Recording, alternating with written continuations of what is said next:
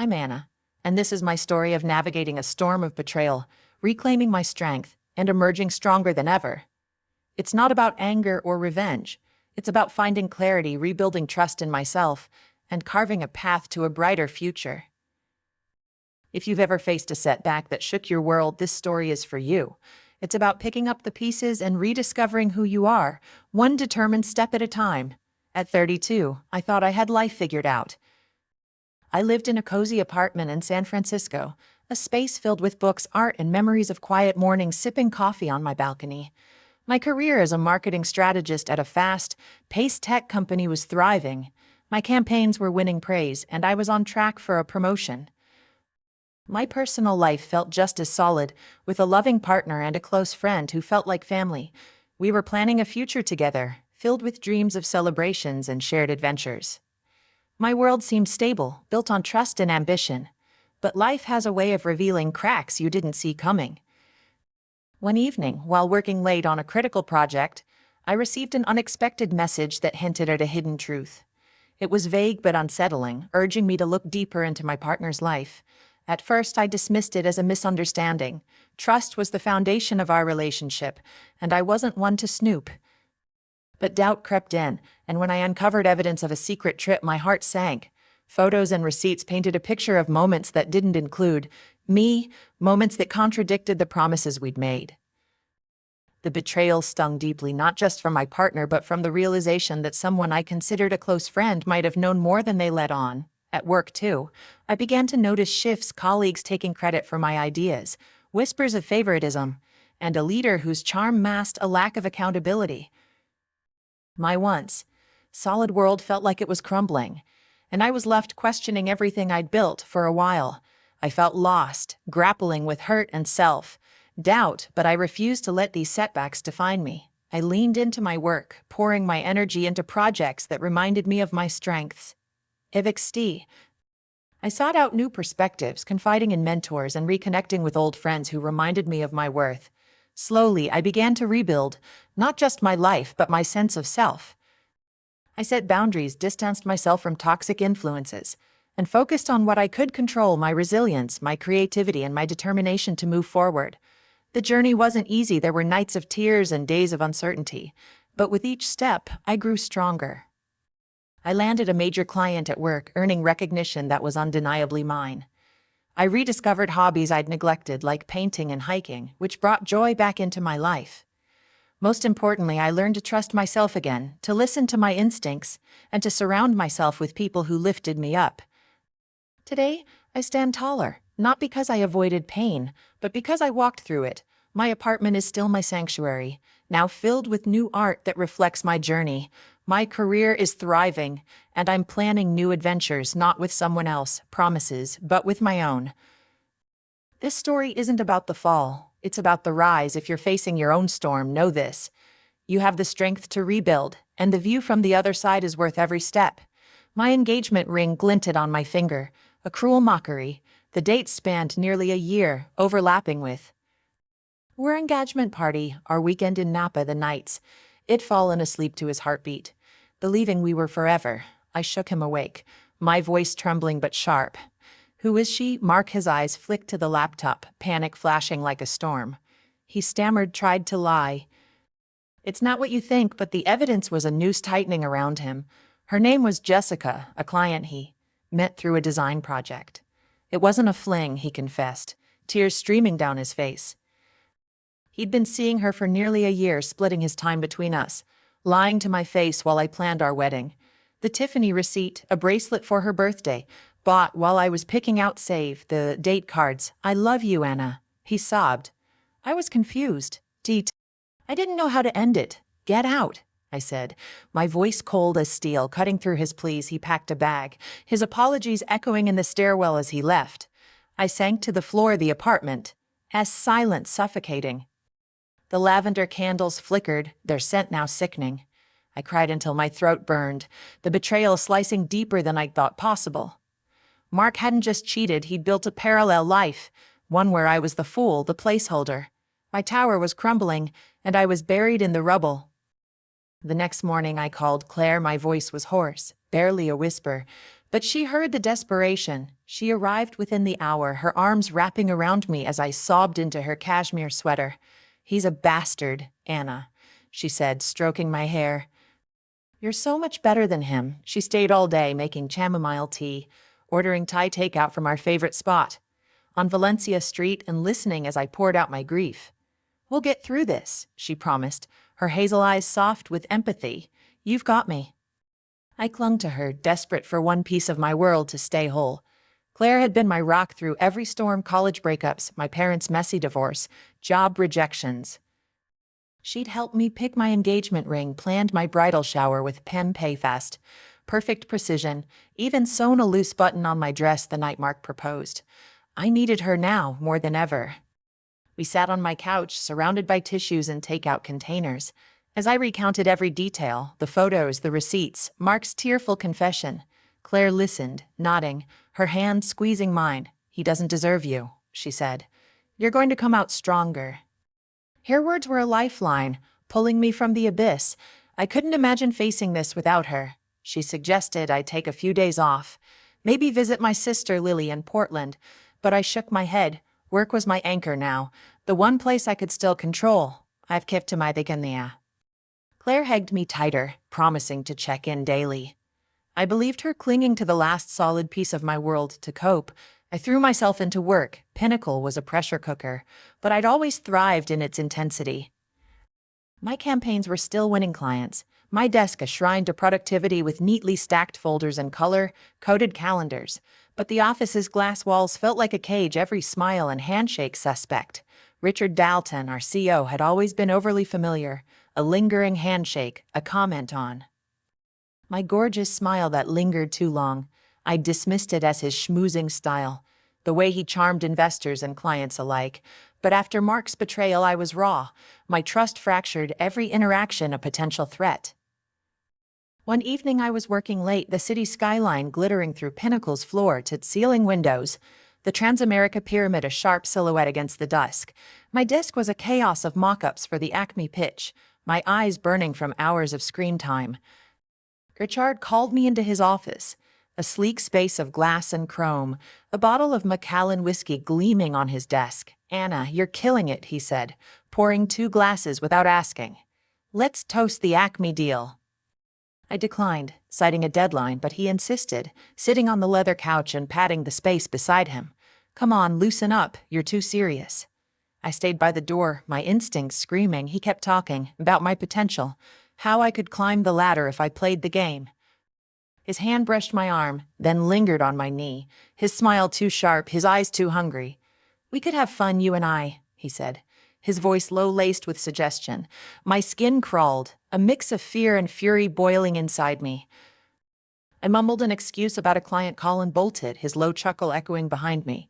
In the elevator, I felt sick, his words replaying like a bad song. This wasn't just inappropriate, it was predatory, a power play wrapped in charm. The next day, I overheard 2 colleagues in the break room, their voices hushed over coffee. Emily didn't quit because of burnout. One said, a junior account manager named Tara. Richard got too close, and she wouldn't play along. Emily had been a junior designer, bright and creative, who'd left abruptly after a sudden promotion. I'd seen her crying in the bathroom once, her mascara streaked, but Richard's explanation, stress, inexperience, had seemed plausible. Now, it didn't. I reached out to Emily, meeting her at a quiet cafe in Oakland, its wooden tables scratched and cozy, the air thick with the scent of espresso. She was nervous, her fingers twisting a napkin, her eyes darting to the door, but she opened up, her voice trembling. Richard had promised her a promotion if she spent time with him, late-night drinks, hotel meetings. When she refused, he spread rumors about her work ethic, isolating her until she quit. "He's done it to others," she said, her voice barely above a whisper. "He knows untouchable." I thought of Laura, Richard's wife, smiling at company picnics with their kids, Sophie and Ethan, oblivious to the monster she'd married. Pinnacle's culture, shiny awards, toxic underbelly, was Richard's playground, and it'd been blind to it. I started noticing patterns. Rachel, a copywriter, avoided Richard's office, her face tightening whenever he passed. Priya, a former project manager, had left under similar circumstances, her LinkedIn vague about new opportunities.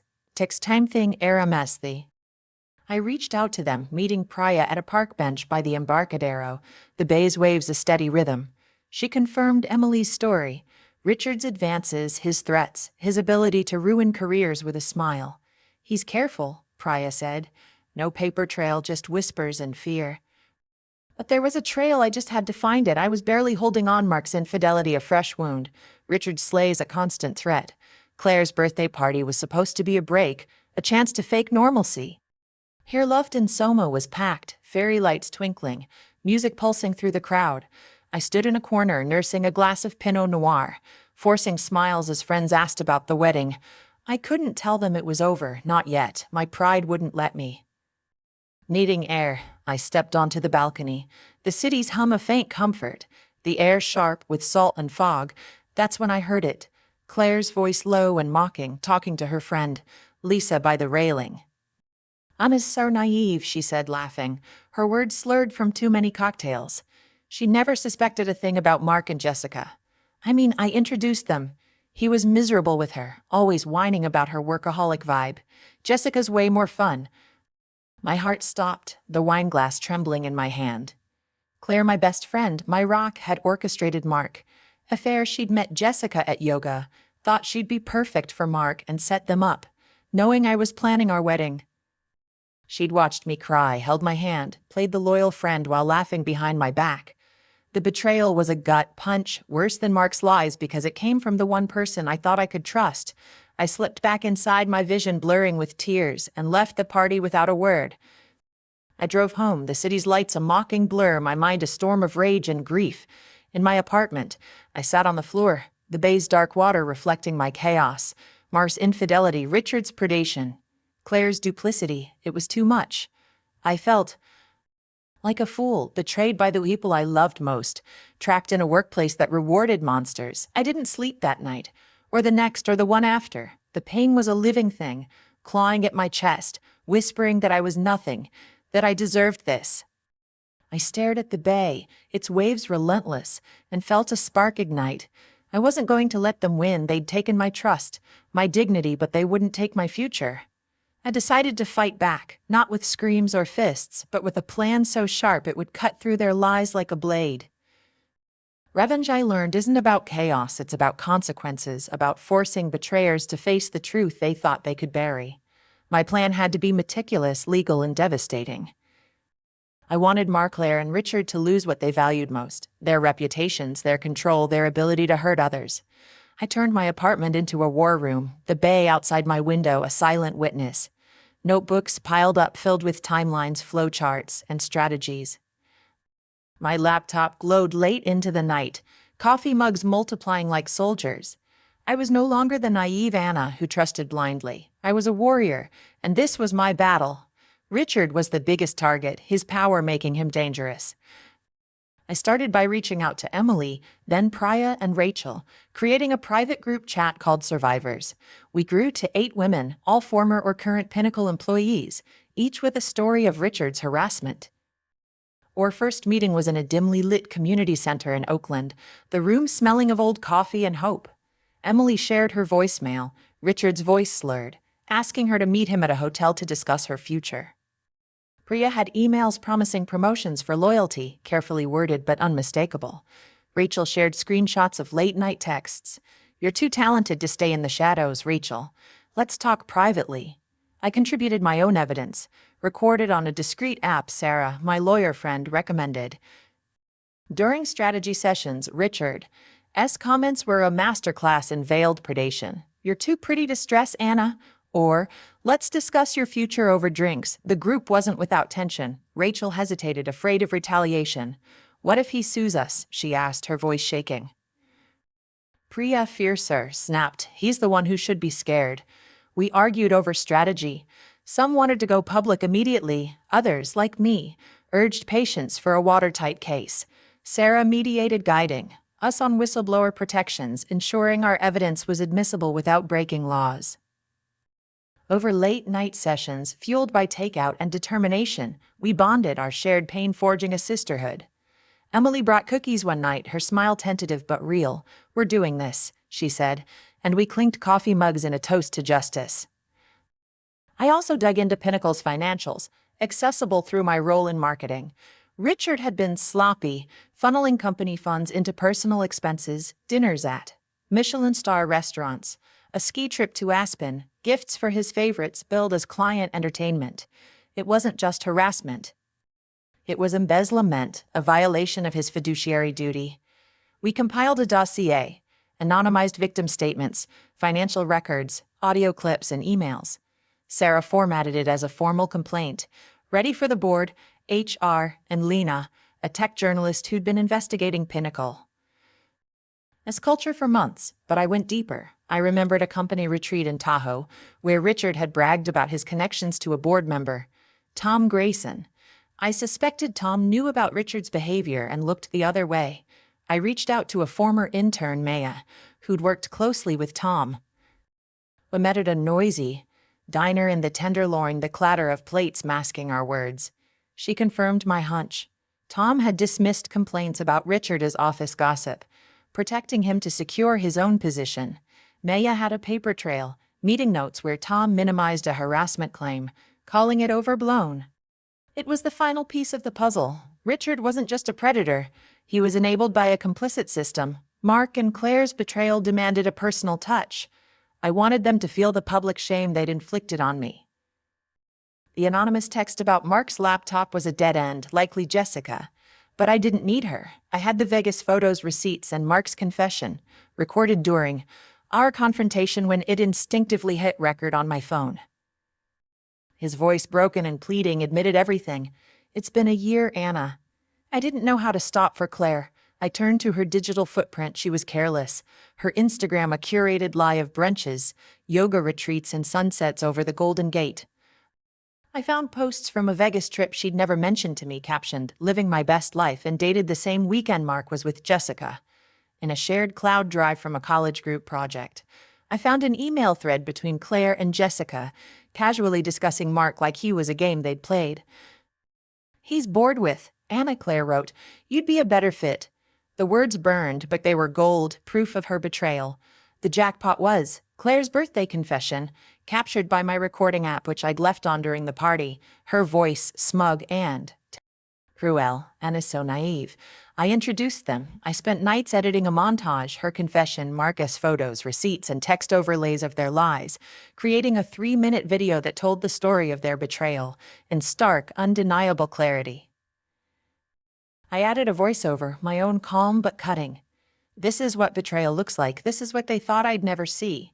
I tested the video on my laptop, the bay's waves crashing outside, each frame a step toward justice. Pinnacle's annual gala was the perfect stage for Richard's downfall.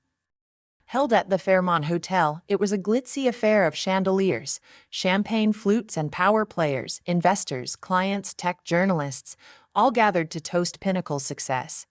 I volunteered to manage the presentation slides, a role Richard barely noticed, too busy schmoozing with Silicon Valley elites.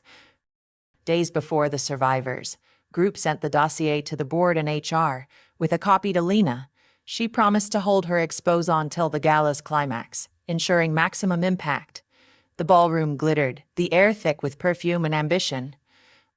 Richard took the stage, his speech a masterclass in buzzwords: innovation, integrity, vision. I stood at the AV booth, heart pounding, my hand steady as I swapped his final slide for one titled Accountability.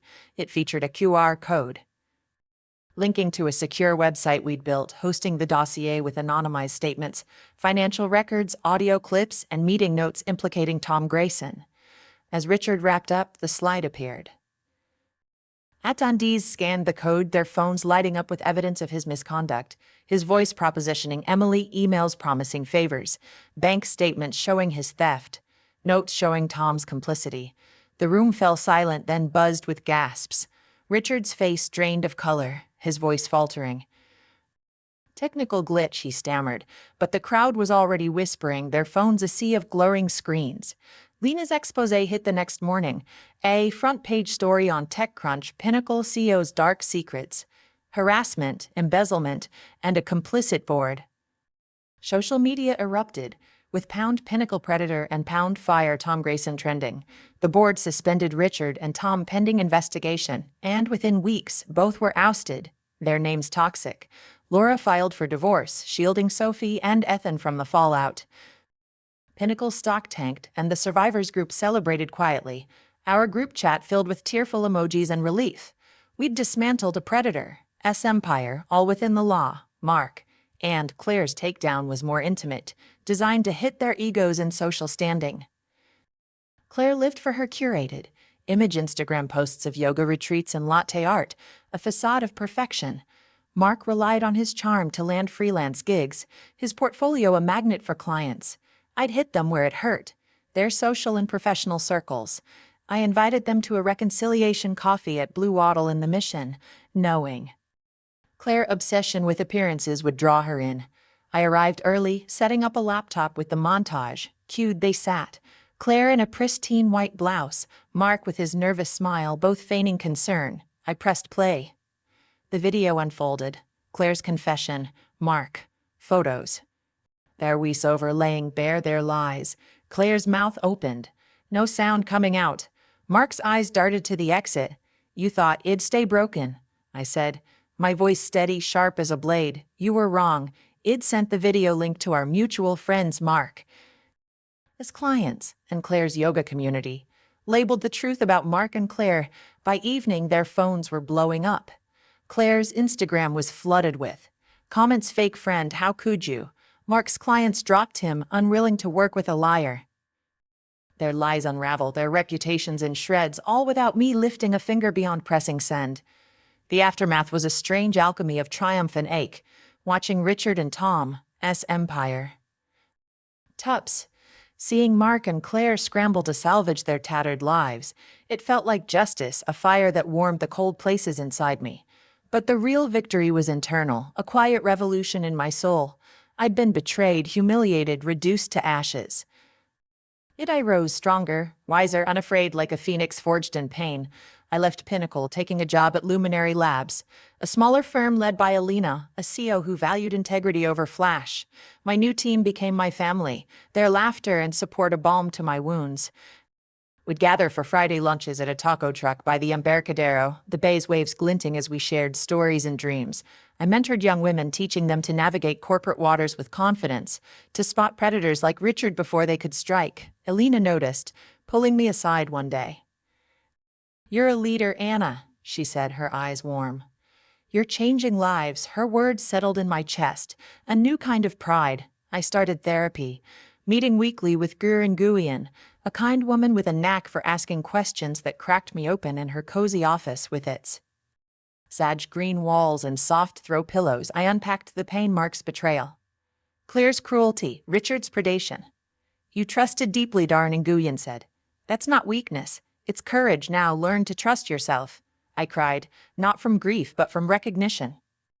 I was learning to rebuild not just my life but my belief in my own worth. I sold my engagement ring, using the money for a solo trip to Florence. I wandered cobblestone streets, ate pistachio gelato under the Tuscan sun, and stood in the shadow of the Duomo, its ancient way to promise. I was enough. I took up painting, my balcony now home to an easel where Id sketched the bay's moods, stormy grays, golden sunsets, the fog's ghostly dance. Each stroke was a reclaiming, a way to translate pain into beauty. One crisp Saturday, I ran into Laura at a farmer's market in Marin County, her stall fragrant with freshly baked scones and lavender shortbread. She looked different, lighter, her smile unburdened, her hair loose instead of the tight bun she'd worn at Pinnacle events. I hesitated, unsure if she'd blame me for Richard's downfall. But she waved me over, her eyes kind. Anna, she said, handing me a lavender scone. I owe you a thank you. I froze, the scone warm in my hands. She explained how the dossier had opened her eyes, not just to Richard's affairs, but to his control over her life. I was blind, she said, her voice steady. You gave me the truth, and now I'm free. We talked for an hour, her kids playing nearby, their laughter a stark contrast to the man who'd fathered them. Laura's bakery was thriving, her life rebuilt on her terms. Her gratitude felt like a mirror, reflecting my own strength back at me. Mark sent an email months later, begging forgiveness. I deleted it unread. Claire's social media went dark, her perfect life exposed as a sham. Richard and Tom faded into obscurity, their names cautionary tales in tech circles. I didn't need their apologies, I had my power back. But the journey wasn't over. I started a blog, anonymous at first, sharing my story of betrayal and triumph. It went viral, comments flooding in from women across the world who'd faced their own Richards, Marks, and Claires. "You gave me courage," one wrote. "I'm leaving my toxic job because of you," another said. "I confronted my cheating partner after reading this. I cried reading those words, not from pain but from purpose." My pain had become a beacon, lighting the way for others. Betrayal doesn't define you, but your response does. Trust is a gift, fragile and precious, but when it's broken, you don't have to stay shattered. Resilience is feeling the pain, every jagged edge of it, and choosing to rebuild. I learned to trust myself, to value my worth over the lies others told. You can lose everything and still win, because your power is yours alone. No one can take it unless you let them. If you're out there, feeling small or betrayed, hear this.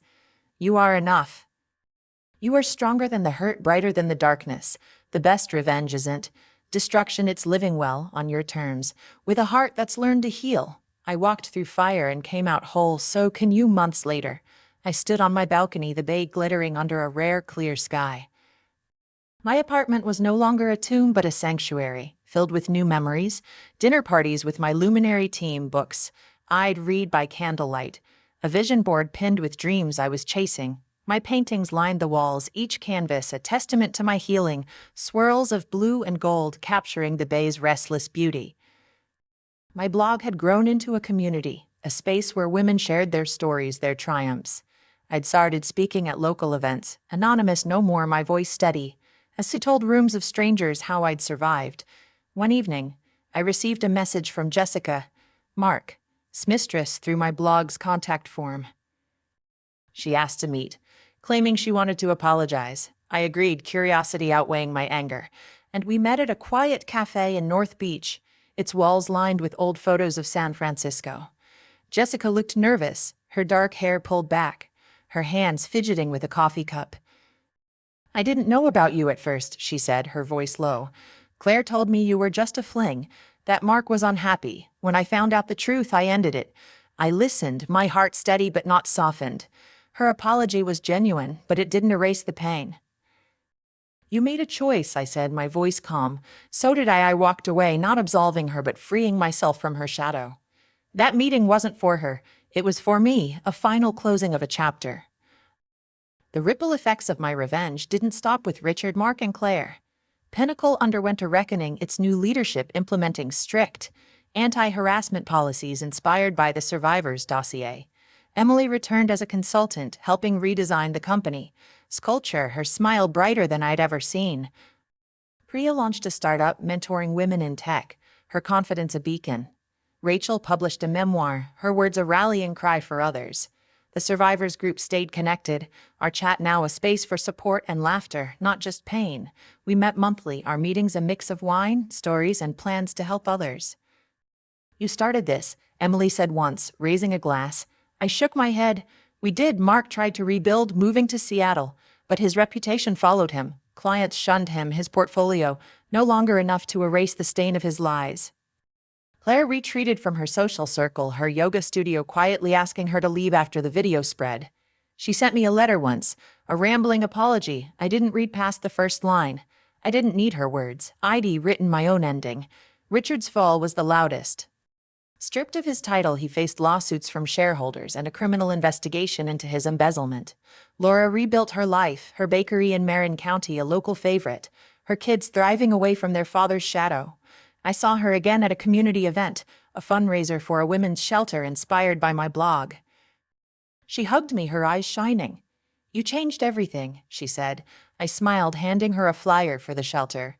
We both did. Chapter 12, The Woman in the Mirror. A year after the gala, I stood in my apartment packing for a speaking engagement in New York. My blog had led to a book deal, a memoir titled A Game of Trust and Triumph. It wasn't just my story, it was for every woman who'd been betrayed, who'd felt small, who'd fought back. The fundraiser had been a turning point, drawing hundreds of women who'd read my blog, their stories echoing mine. I'd spoken that night, my voice steady, the crowd's applause a wave that lifted me. A young woman approached me after, her eyes red. "I left my abusive boss because of you," she said. And I hugged her, my heart full. I looked in the mirror, my reflection no longer the hollow-eyed woman who'd cried on the floor. I saw strength scars and a fire that no one could extinguish. The bay sparkled outside, its waves a song of resilience. I'd lost everything, my love, my best friend, my sense of safety. But I'd gained more, a voice, a purpose, a life that was mine. The pain had carved me, but it hadn't broken me. I was Anna, and I was enough.